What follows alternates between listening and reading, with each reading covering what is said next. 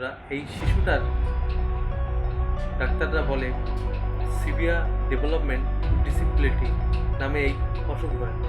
আর এই অসুখ একটা ছোট শিশু, সে না পারবে কোনোদিন চলতে আর না পারবে হাঁটতে। এই কথা শুনে তার থেরাপিস্টরা কখনো হার মানেনি। তারা সেই ছোট্ট শিশুটাকে নানান কৌশলের মাধ্যমে হাঁটানো শেখায় এবং এই হাঁটানো শেখানোর মধ্যে